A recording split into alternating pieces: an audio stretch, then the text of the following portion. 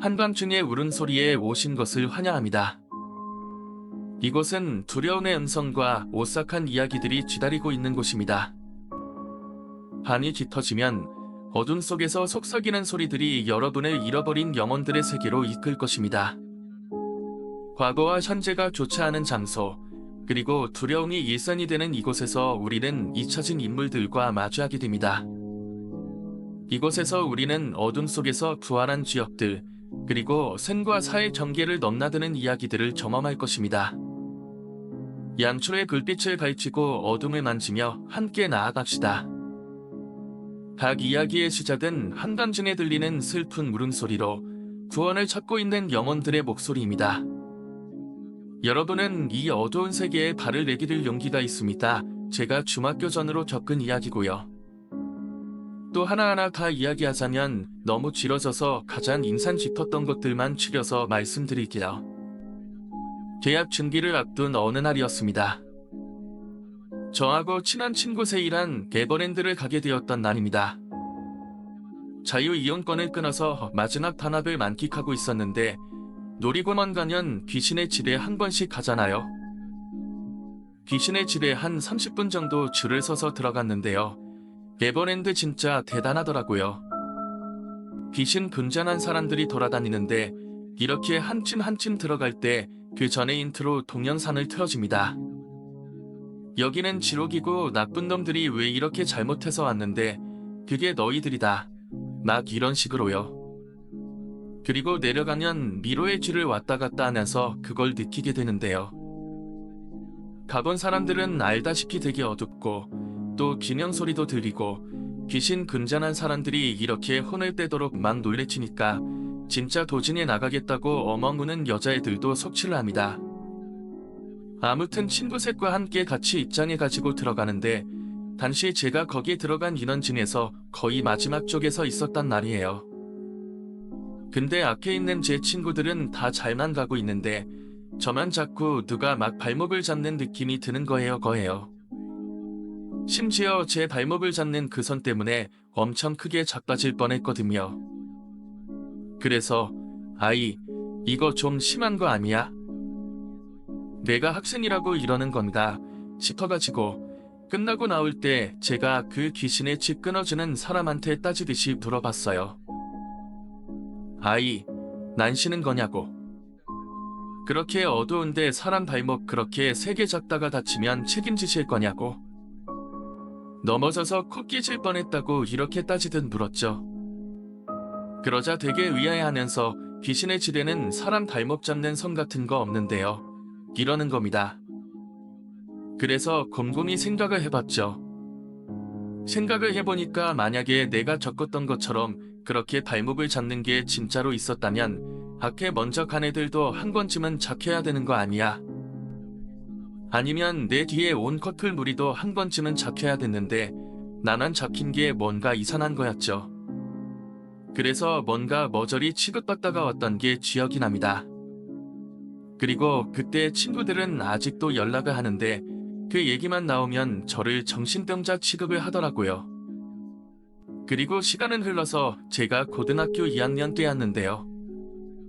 그때 학교에서 시비가 붙어서 애 하나를 잘못 때려서 퇴학이 아닌 강제 전학을 권유를 받았어요. 집안에서는 얘가 인천에 있어 봤자 또 애들 만나서 나쁜 짓 하고 그럴 것 같다 싶어서 그 인천 집을 아예 전세로 돌리고 저희는 부산으로 내려왔어요. 근데 어차피 그때부터 저희 집안 가세는 조금씩 기울고 있어 가지고 부산으로 다시 이사 가는 게 차라리 잘 됐다 싶었죠. 저는 그리고 나서 이렇게 부산으로 이사를 왔는데 원래 이사 가기로 했던 그 부산 전세집이 안 빠져가지고 잠깐 동안 이모 집에 얹혀 살았었어요. 이모의 집은 연산동에 있는 창모 음악 빌라였습니다. 비밀번호를 눌러야지만 건물 안으로 들어올 수가 있었거든요. 그러던 어느 한날이었는데 야자하고 밤늦게 집에 돌아오는 길이라 엄마한테 전화를 해서 엄마, 나 무서우니까 나중 좀 나오라고 그러고서는 이제 집을 향해서 터벅터벅 걸어오는데 당시 이모의 집 앞에 장애인 복지센터인가 하여튼 뭐 그거 비슷한 게 있었어요. 근데 거기에 가끔씩 뭔가 눈 풀린 애들 같은 애들이 막 돌아다녀가지고 해코지 당할까봐 무섭기도 하고 그래서 빠른 걸음으로 집 앞으로 다가왔는데요. 나다 보니까 이제 엄마가 마중을 안 나왔던 거예요. 어차피 집에도 다 왔고 해서 현관 인터폰 비밀번호를 누르는데 인터폰이 안 눌러지는 겁니다. 그래서 배터리가 다 된 건가 싶어가지고 엄마한테 내려와서 문 좀 열어달라고 했어요. 그동안 그 유리문에 제 모습이 반사되고 있었는데 그때 제 뒤에 여자 귀신이 있었어요. 그 순간 진짜 뭐야 하면서도 왜 또 보이기 시작하는 거지 하고 놀랐지만 아무것도 할 수 없었어요.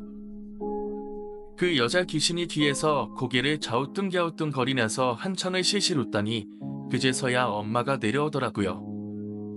그러고는 넌 전화 걸어놓고 왜 아무 말도 안 하고 거기서 있냐 고 물으셨어요. 제가 올라가면서 그 얘기를 했더니 엄마는 너 자꾸 쓸데없는 소리 하지 말라고 하시더라고요. 아무튼 그런 해프닝들을 겪다가 이제 원래 우리 집이 이사를 가기로 했던 집으로 이사를 하고 나서는 3학년이 되고 나서 또 한 번 아주 크게 여자 귀신한테 당한 적이 있어요. 이건 진짜 토요 미스터리나 이야기 속에 나올 법한 이야기라 아마 믿기 힘들 수도 있습니다.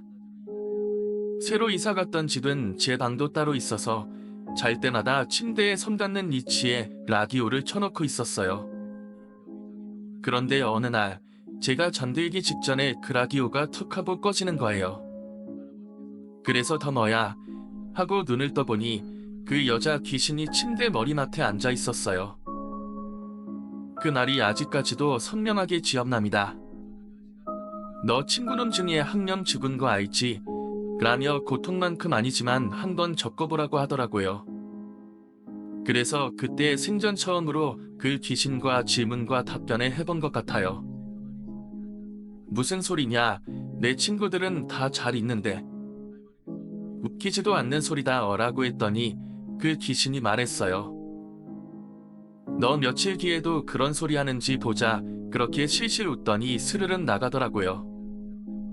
그 이후 저는 또 가위에 눌리거나 꿈을 꾼 것뿐이라고 생각하며 다시 잠에 들었어요.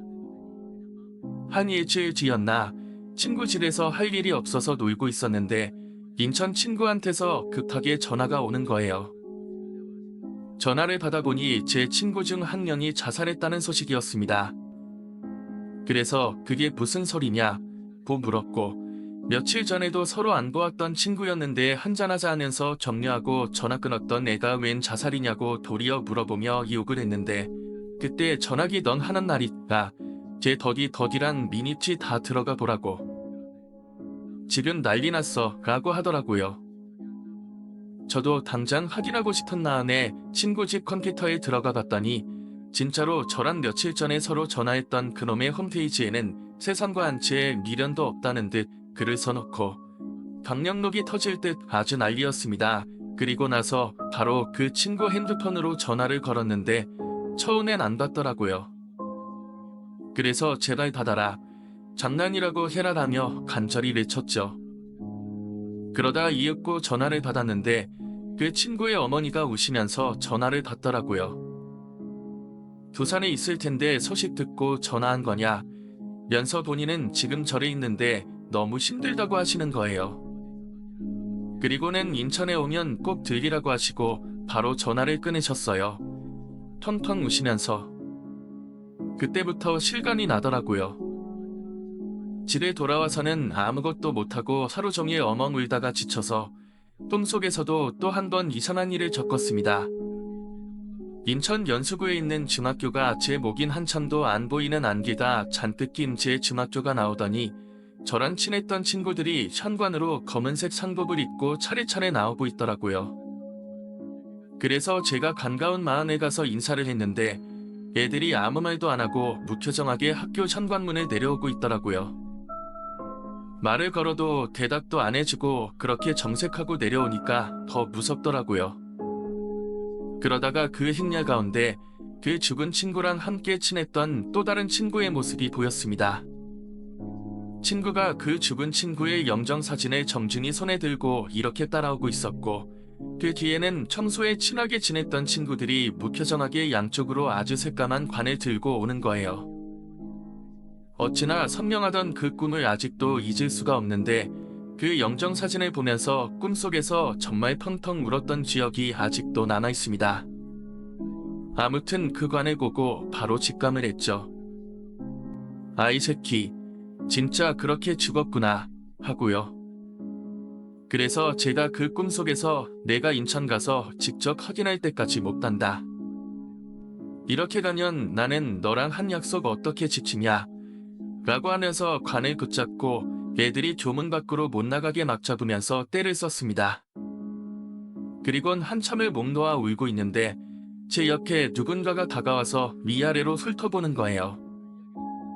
체형만보다 훨씬 큰 사람이 검은색 도토를 입고 있었고 그때 제가 그 사람을 한참 올려다본 것 같습니다. 그 사람이 제 골반 위에까지 오는 신발 비슷한 장화를 신고 있었습니다. 그리고 계속 하염없이 울고 있었는데 그때였습니다.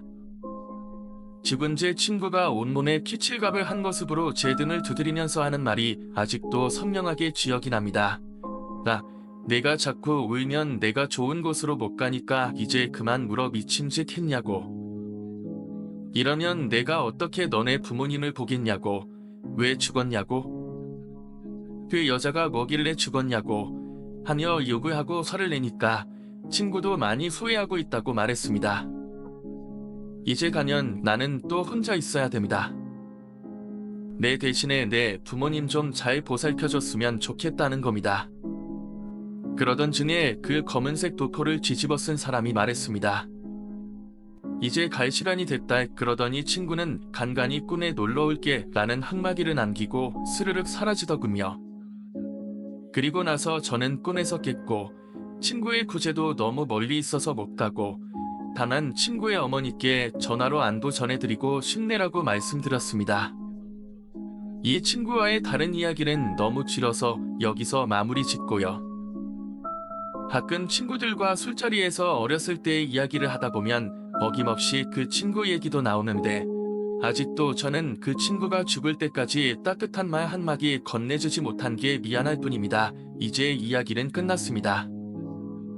하지만 이 어둠의 이야기들은 여러분의 마음속에 오래도록 남을 것입니다. 만약 여러분이 이 이야기가 마음에 드셨다면 좋아요와 구독 버튼을 눌러주세요. 여러분의 소중한 의견과 감상을 댓글로 남겨주시면 더 많은 오싹한 이야기를 들려드릴 수 있는 신이 됩니다. 친구들과 이 이야기를 나누고 한밤중의 울음소리와 함께 이 신비로운 세계에 더 많은 사람들을 초대해주세요. 다음 이야기에서 다시 만날 때까지 항상 어둠 속에서도 안전하시길 바랍니다. 감사합니다.